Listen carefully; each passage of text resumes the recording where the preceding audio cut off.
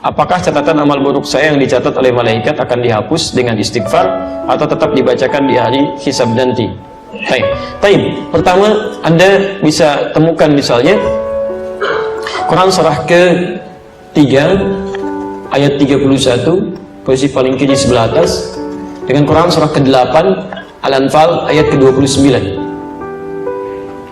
Itu amalannya. Anda sebutkan istighfar di sini. Apakah istighfar bisa menggugurkan dosa-dosa dan dihapuskan, kan? Terus istighfar spesifiknya di Quran surah 51 ayat ke-18.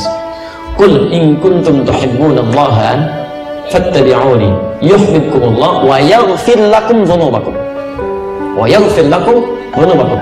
Qul, katakan Muhammad, in kuntum tuhibbunallaha, jika kalian serius mencintai Allah, fattabi'uni, ikuti sunnah Nabi, tuntunannya.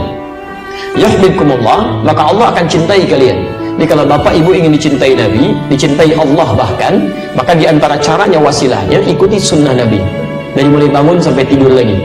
Ya, hati-hati, bukan cuma salat ibadahnya saja yang ritual, tidak. Salatnya seperti Nabi, tapi lisannya nggak seperti Nabi, pandangannya nggak seperti Nabi, semuanya. Ya, hati-hati. Anda yang mengatakan ikut Quran, ikut sunnah, maka semua sunnah praktekkan. Jangan Anda mengajak pada Quran dan sunnah tapi Anda melanggar ketentuan sunnah, itu nggak boleh. Ya, tidak tepat di situ. Ya. Nah, kemudian apa yang kita dapatkan kalau bisa mengikuti tuntunan Nabi? Wa yaghfir lakum dzunubakum, dan Allah akan berkenan menggugurkan, menghapuskan semua dosanya. Dzunub itu semua. Jamak dari kata dzambun. Dzambun, Quran surah ke-40 ayat 3. Ghafiridz dzambi wa qabilit taubi. Ada orang-orang yang dosa-dosa ringannya diampuni oleh Allah dan menerima taubat. Kalau sudah banyak kalimatnya bukan dzambun lagi, dzunubun, luas. Maka diampuni dosanya, digugurkan keseluruhannya. Bahkan kalaupun berlebih disebut dengan israf. Banyak dosa yang tak terlukiskan, bunuh orang sekian dan sebagainya, ya, Masya Allah, pernah berbuat ini, berbuat itu, langgarannya banyak, disebut israf.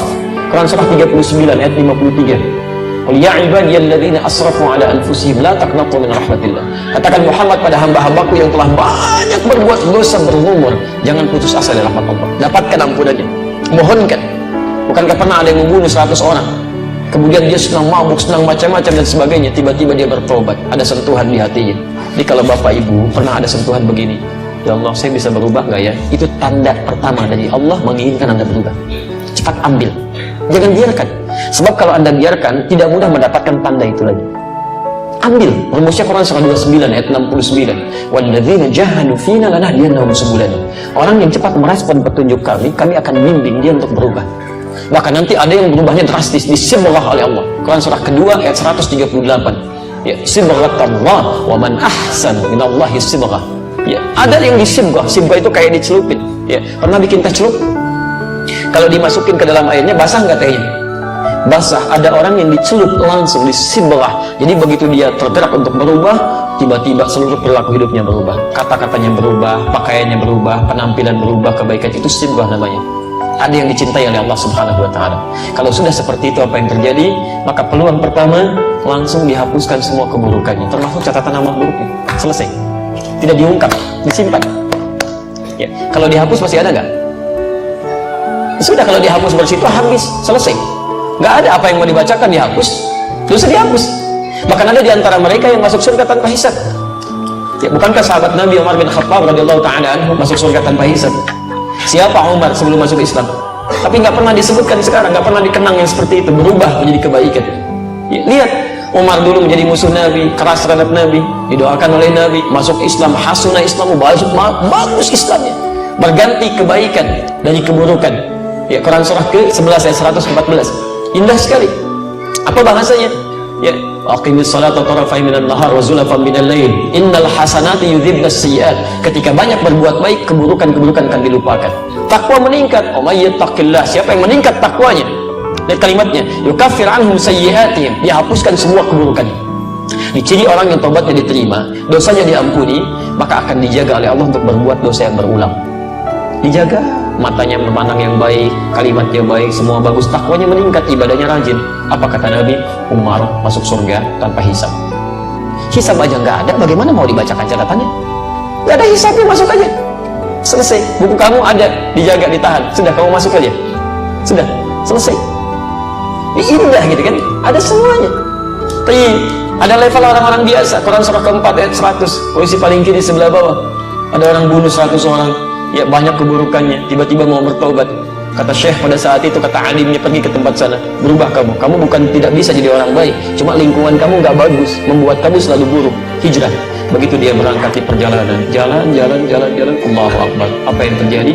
Baru sampai sejengkal mau ke tempat dia belajar, jarak lebih sejengkal di pertengahan. Tiba-tiba maut datang lebih cepat dari apa yang dia duga, meninggal seketika. Tapi apa ayatnya kemudian berbunyi? Turun berita masuk surga dia, karena di jalan dia tobat timurkan dosanya. Dia beramal saleh cuma sejengkal. Wa may yakhruj min baiti muhajiran ila Allah wa rasulih thumma yudrikul maut faqad waqa'a ajruhu 'ala Allah. Siapa yang berusaha mau berubah, mengikuti tuntunan Allah, mengikuti Rasulnya, tapi tiba-tiba belum sempat dia berubah sepenuhnya, baru keluar rumahnya untuk berubah, Masya Allah, yudrikul maut datang lebih cepat dari apa yang dia duga. Faqad waqa'a ajruhu 'ala Allah. Pahalanya tertuliskan di sisi Allah Subhanahu wa taala. Taubatnya diterima, keluar langkahnya ada pahala, masuk surga. Masuk surga. Ada orang datang kepada Rasulullah, ya Rasulullah, saya berislam, saya tobat, masuk Islam, syahadat, gugur dosanya, naik ke unta, untanya terperosok, untanya jatuh, dia meninggal, untanya mati. Kata Nabi, ini orang paling beruntung sama kamu, amalan sedikit masuk surga. Sebelumnya dia tobat. Anda kurang apa lagi? Pernah bunuh 100 orang? Belum pernah bunuh 100 orang, tidak lalu telah maksiat seperti orang tadi. Sampai ke majelis ilmu, orang tadi belum sampai ke majelis ilmu masuk surga. Anda sudah masuk ke sini belum bisa masuk juga. Salah Anda apa? Mungkin Anda nggak mau tobat gitu kan? Kapan mau berubahnya? Kalau sudah dikasih Sya'ban belum juga mau berubah, mau sampai kapan lagi?